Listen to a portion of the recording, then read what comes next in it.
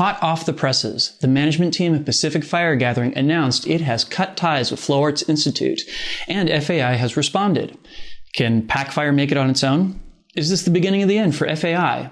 Does this mean that the PacFire hoodies are going to become less cool? I'll try to answer some of these questions, at least as best I can. Drex here from Drex Factor Poi, sharing with you the love of poi spinning and flow arts to benefit your body and brain, and today we're talking about the festivals, and one in particular. Before we dive in, I just want to give a quick shout out to the friends of the channel. Big thanks to Dark Monk, Flow Fests, Flow Toys, Juggling Calling, Pyroterra Light Toys, Spinballs, and Ultrapoi for helping to make the videos on this channel possible.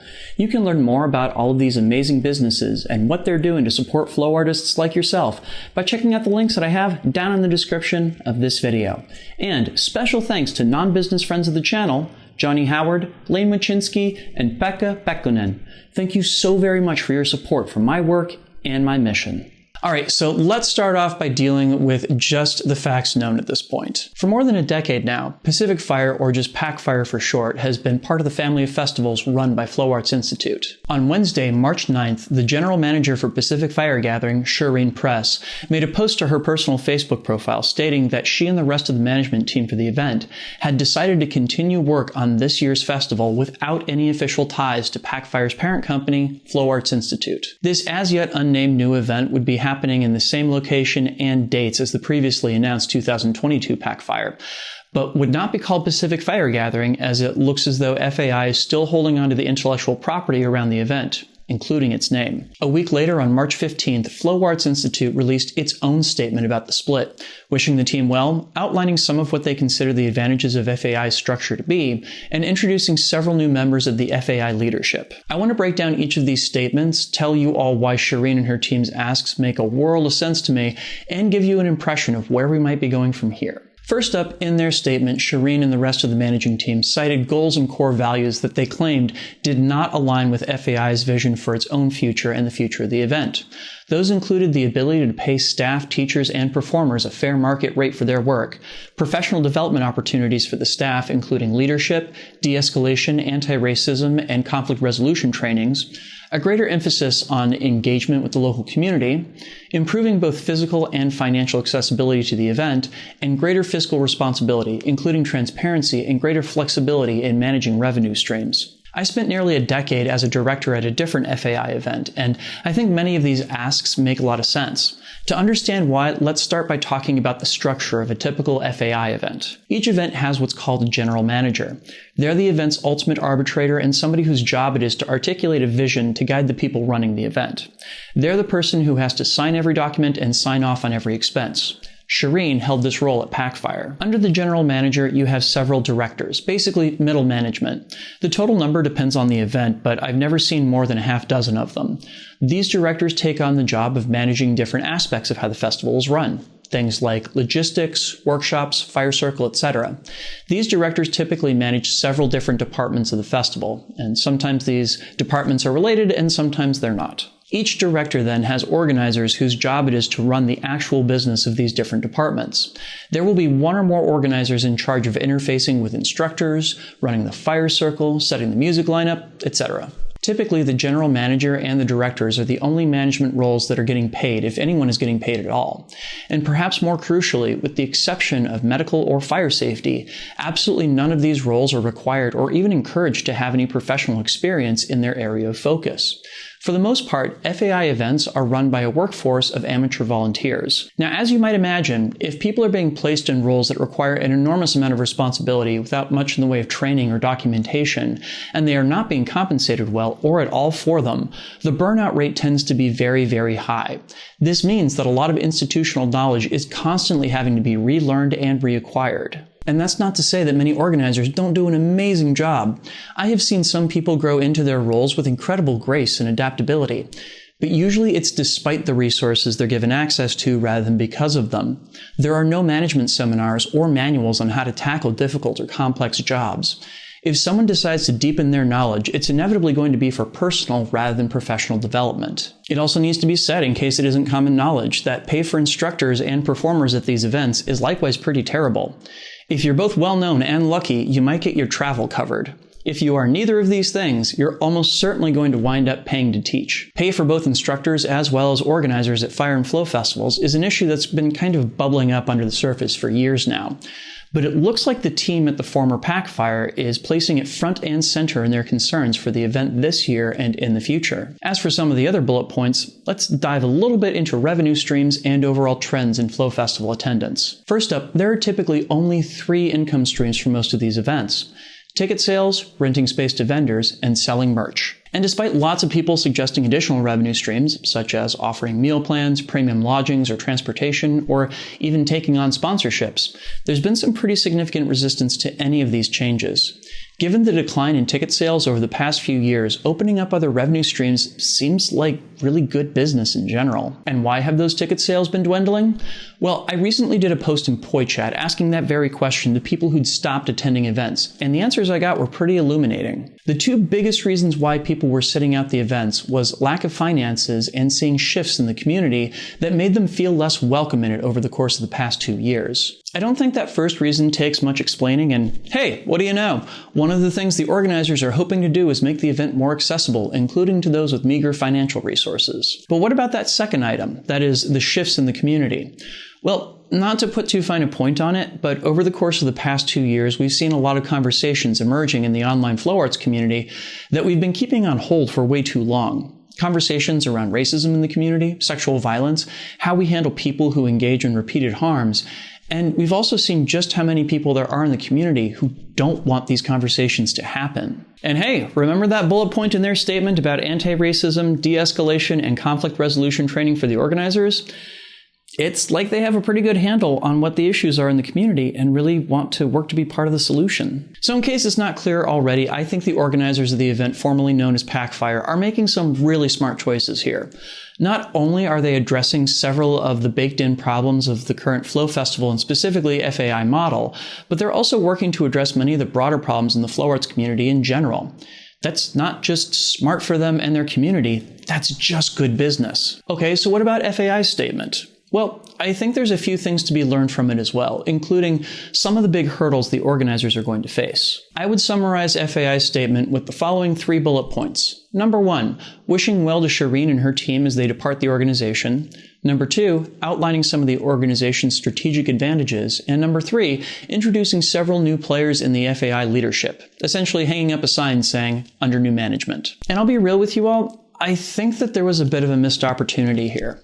I think all they had to really do here was wish Shireen and the team well and thank them for their years of work with the org, reassure PacFire attendees that they'd continue to produce the event that they love, and tease a major announcement soon to come. The stuff about the organization's strategic advantages and the new leadership plays here like something of a rebuttal to the former PacFire team's statement, reading more like damage control than a vision for PacFire's future or even FAI's. I'd really love to see them at some point articulate a vision and set of core values for the organization's future in much the same way that Shireen and her team's original statement did. They gave me a clear mission to get behind and values to cheer for. Nonetheless, I think there is a very big takeaway in FAI's statement. A couple paragraphs down, there's a statement that I think highlights one of the key challenges that Shireen and her team are going to face, specifically in how FAI leverages resources and benefits that are otherwise beyond reach to any single locale. FAI over the past decade has really been a great example of a business practice called consolidation. That is, businesses create new divisions or acquire competitors in an effort to streamline or vertically integrate their operations. If you're in a position where you own 3 to 4 events that are established brands and more or less guaranteed to earn a profit, that allows you to subsidize other smaller events for a few years while they get on their feet. It's a benefit most independent festivals do not have access to, including the one that Shireen and her team will be creating this year. And it also has to be said, this trait can also become a liability. During a time of plenty, when lots of people are buying tickets to multiple events and willing to go out and try new ones, great way to scale up. When the market starts to dry up, though, if all those smaller events aren't turning a profit and attendance starts to decline, even at the established events, you quickly find that your business model may be in serious jeopardy. So, can this new event be a success? Yes. With smart choices, great marketing, and no small amount of goodwill, I see no reason why this new event can't take off. I've been to PacFire before and had an awesome time there. With the same team running this new event, I see no reason why they can't knock it out of the park. And if any of them are watching, here are some suggestions as to how. I trust all of you to run an amazing event. This is more on the business and marketing side. First up, get your new name and brand squared away as soon as possible. It's honestly been quite a challenge, even in this video, to come up with a way to refer to the event and the team behind it without throwing out something that could unintentionally land as somewhat condescending. You can't cheer on the team if they don't have a name to cheer. One of your uphill battles is establishing a new brand, and this will be the first and most important test of that new brand. Second, while I have no idea what the financial situation is for this new event, I'd imagine y'all are starting from scratch or bootstrapping yourselves now that financial support from FAI is no longer in the picture. This may or may not be a welcome idea, but it definitely would not hurt to have one or more partners that are financial backers. People that can help manage risk and give you a cushion to start with. They don't necessarily have to have that much input into the vision or running of the event. Just give y'all some startup cash. These people do exist, and if you want help finding them, let me know. Third, once you've got your new brand in place, take to social media and share the story of this event. Start a TikTok or post to a YouTube or Facebook page for this event. Check in with us regularly. The biggest thing you have going for you right now is human capital. You are a team that has run one of the most recognized events in the country. Let us get to know you and the challenges that you're navigating. You don't have to tell us everything, but if you can get us invested in your story, I guarantee it will translate into more interest in the event. Plus which, it goes a long way towards that transparency goal y'all have put out there. Either way, I wish all of you the best luck in the world, and I hope I can come experience your hard work firsthand in the fall. I'm excited to see the work you do and the impact it will have on our community. And what impact does this have on FAI? Straight up, we will almost certainly not have a Pacific Fire gathering this year. The amount of time it's going to take to recruit a new team, articulate a vision, and begin work on the event is no longer really what I think we have left in the year. If they still had the dates in September, there might be some chance to plug and play other people from other events in order to get the event out the door this year. But without having dates reserved, there's really no point in doing that. What will the new Pacific Fire gathering look like? It's really hard to say. Given the brain drain they've just experienced, I think it's safe to say that the event will be quite noticeably different when it comes back. That might mean having to rebuild part of the brand in addition to the organizing team. And it has to be said that attendance to all Flow events plateaued several years ago, and FAI has been without its primary source of revenue now for 2 years. Having its income from one of its more popular events thrown into question, not just this year, but in future years as well, yeah, that's definitely not good news. Honestly, if I were in their shoes right now, the biggest thing I'd be pushing for is coming out with a clear plan for the future. They need to woo back people who've lost interest in their events over the years and come up with some clear ways to appeal to new people who've entered the flow arts these past few years. In their statement, they made a big deal out of changes in the leadership of the organization. So what do those changes mean? But these are just my thoughts. I'd love to hear from all of you. What do you think about the split, and is it a good or a bad thing for the flow world? Are you eager to attend the new event? Let me know down in the comments. I'll also include links to both statements down in the description so that you can read them both for yourselves. If you got anything out of this video, please make sure to like, comment, share, and subscribe to keep the conversation going and to help other people find these videos. This video would not be possible if not for the wonderful support of all of these amazing people right here. These are my Flow patrons over on Patreon, and they, along with the people listed down in the description, help to make this video and all the videos on my channel possible. Thank you one and all for your support. Do you like my videos? Do you like my flow sessions, vlogs, reviews, combos, and more? I'm on a mission to bring poi spinning and flow arts to the wider world and help people connect with their bodies and their brains. So help me do it. Head on over to patreon.com/DrexFactorPoi and sign up. You can do that at the link in the description or the card that just popped up if you're watching on YouTube. There you can get access to a whole host of rewards and help me along in my mission. Do check that out. Please and thank you. Would you like to check out some of my other videos on flow festivals and flow culture in general? I'll leave a link to a playlist of other videos I've done on these topics down in the description, as well as up on screen if you're watching on YouTube. Make sure to get outside and flow, and I'll see you with a new video soon. Thanks for watching, and peace.